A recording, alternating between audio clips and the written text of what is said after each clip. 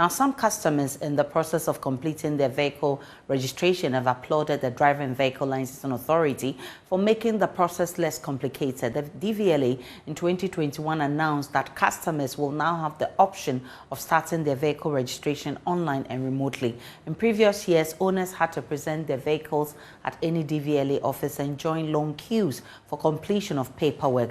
Some new vehicle owners who have been to register their vehicles without any problem said the process is less stressful. In the Ashanti region, the situation is not too different. Joining us for more is Nanaya Ojima, who's been following this for us. Nanaya Ojima, how has the situation been from where you visited in Kumasi? Head office in the Ashanti region, it's been calm and cool for all those who today went into the office to register their vehicles. According to the leadership of the DVLA, they say due to the fact that they had a pre-inspection process started before this year, a number of the vehicles who hope to get the 2022 license plates were there earlier in December and also in November to present their vehicles for pre-inspection.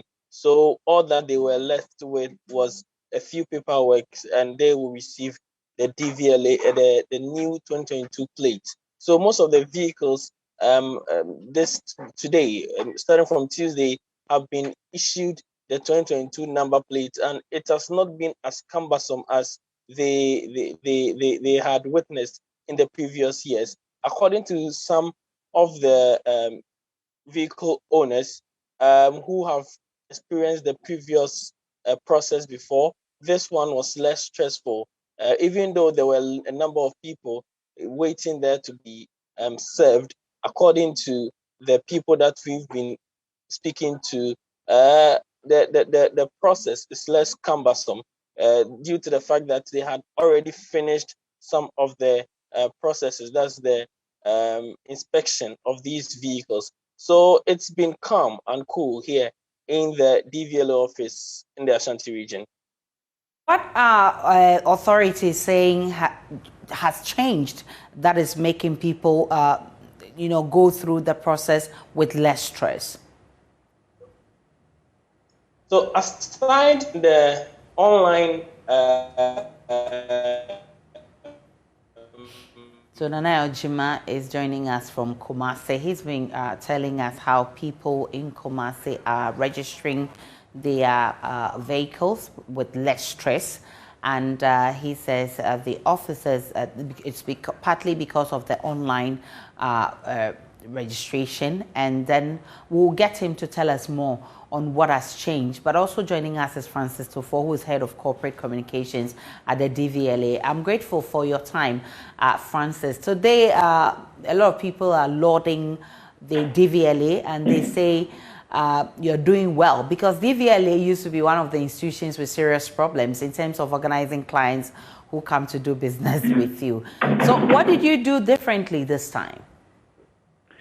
All right, good afternoon to you, and let me say a good afternoon again to your cherished listeners or viewers. If you recall, every first quarter of the year is the peak season of DVLA. So management met, strategized to help decongest the area. So we met, and then we have decided that in order to reduce the numbers that hitherto has been an albatross for us, we urged drivers through a statement we issued, urging drivers or vehicle owners to go or to visit the private vehicle test stations, what we term as PVTS, for their vehicles to be assessed. So this statement was issued sometime around December, and a number of them followed. They submitted their vehicles to PVTS. The status of the vehicle was checked to check if the engine is correct, the tires, and other parts of it. Thereafter, once that is done, then you have to submit the vehicle to the Customs Division of the Ghana Revenue Authority for further assessment. Over there, they will check if the vehicle document corresponds with corresponds with the information in the vehicle. Once that is certified, then you will be released to officials of DVLA for physical examination. That was the first stage. Then the second was that you create an invoice for you, or just tell you the price of that you have to pay. If it's 1 cedi, if it's 5 cedis, if it's 10 cedis, then you just pay. They will capture your biometric, and then quickly your number plate and other vehicle documents will be given to you. So basically, that was the strategy that we used, and it has really worked for us this year. So clearly, if you look at DVLA, and we've received more people in our premises rather than vehicles, simply because a number of them submitted their vehicles to the PVTS to be assessed, which were assessed. So you can leave your vehicle in the house, just walk into DVLA, or come in with a taxi, pick your number plate, and then get back to the house. So then, clearly, it has to some extent reduced the number of vehicles or the crowd that hitherto we used to experience this year. We've been told that now your services have been, you have categories of that. You have premium, you have other ones. I mean, can you explain to us what that means so that when people are coming for these services, they know exactly what they're coming for? Very good. We have premium, and then the premium, prestige, and regular service for license acquisition and license renewal. And we have, for vehicle, we have regular and we have premium service. Simply because, we have people, I know, for instance, multimedia or Joy, you don't have news. Reporters don't have news, time. Reporters, presenters, and then researchers within your institute have time. You get to office at dawn and you leave in the evening. So you can decide to authorize somebody to do the registration for you, either premium one or the regular service. And the premium service is more of a speedway rather than the regular one. It's like you boarding a flight. We have the economy flight, and then we have business flight, and we have other class, and we have other classes. So it is up to you to decide which of the class you want to sit, or which of the class you want your services to be provided. So basically, that's what we have introduced at DVLA. And strategically, it is also just to help reduce the numbers that hitherto used to get in the banking halls and other halls. One of your biggest challenges over the years has been the issue of Goro boys. In fact, it's the reason you brought in this e-transaction and what have you. Where are you with dealing with Goro boys? Thank you very much. If I am an examiner, I will give you 95% of this brilliant question. Thank you. Yes, but that's a brilliant question. And let me simply answer that. We have said it several times that activities of Goro people, we don't have any transaction with them. DVLA, we have not ordered or instructed anybody to provide service for or on behalf of DVLA. No. For instance, as I indicated earlier, per your work, if you don't have time and you can't come, you just give some power of attorney to any of your reporters to pass by to register your vehicle for you. It's accepted. Right. So, and other institutions also have the services of agents, which is also allowed. So when that person is coming, your number is there, your signature is there, and sometimes your stamp is also there to certify that you have asked the person to come. So what that means is that we would call on the sidelines of the person, will call back and find out that so are you, or were you the one, if you were the very person who instructed this person to transact business for and on behalf of you, and if indeed you work with multimedia, if that is certified from your angle, then before we proceed to do so. First on this very question, we have said it like, for instance, if you have your own check and you are going to cash money at the bank, and I don't think you just meet anybody at all around the banking sector or just a few meters to the banking hall. and you give your check to the person to cash your money for you. Will you? No. Yes, certainly so.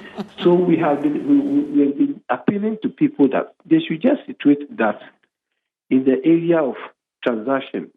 And you can imagine you buying a vehicle of about 50,000, 12,000, 18,000, or 70,000 cedis, only for you to give your vehicle, your documents to somebody to register for you.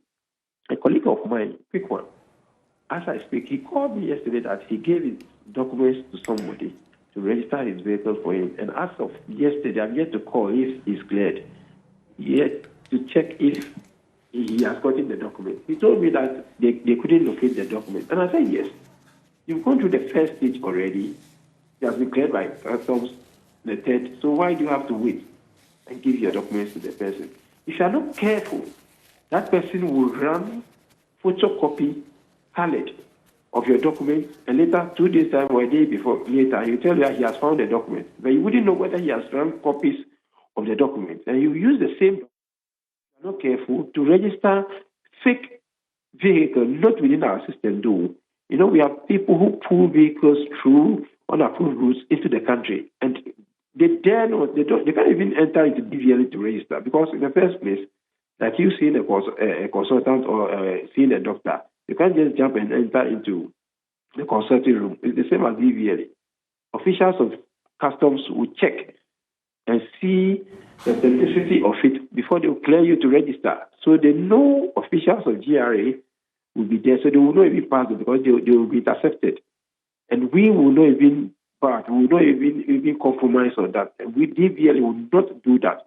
So the fear even coming. But what I'm trying to point here is that if you then give your documents, genuine documents to these people, they will run photocopy of it, use this to register somebody else's car. So you'll be driving in town, and you are not careful, they'll tell you that your number plate is the same as someone's, or your document is the same as someone's document. You know, and then you'll be arrested. You go to court. If you are not careful, you'll be prosecuted. If you are not able to pay your fines, you go to jail. Meanwhile, you have bought your vehicle genuinely, simply because, respectfully, let me use this word, carelessly, you just giving your document to someone to register for you because you have so much trust in the person. You know, but in the system, we don't have anything called trust again. Okay. We don't have anything called trust. And the second on this same point is that, again, what some of them do is that, because of the nature of your work, you give it to somebody to go and register for you. For instance, Evans, to register for you. If you're not careful, Evans will use his name in the system. And then, they'll bring you the document, all right, that is for you. You know, or for Smith. If you use his name there, sorry to say this, I mean, this is just a passing comment, that you'll be driving the car, all right, you know, as if it's for you. But in the system, it will not be for you. It's for somebody. So we have to be very, very careful, and we have to be extra careful and do the due diligence, double check before giving out our documents for people to register for us. So basically, this is an appeal I want to use. I mean, your medium is far-reaching, so I'm just appealing that people should not take it kindly, you know, to just hand their documents over to people so trustworthy that they should go and register their vehicles for them. That could land us in trouble. Francis Tofo, I'm grateful for your time. He's Public Relations Director at the DVLA. We'll take a break on the Pulse, and remember you can join via all our social media handles.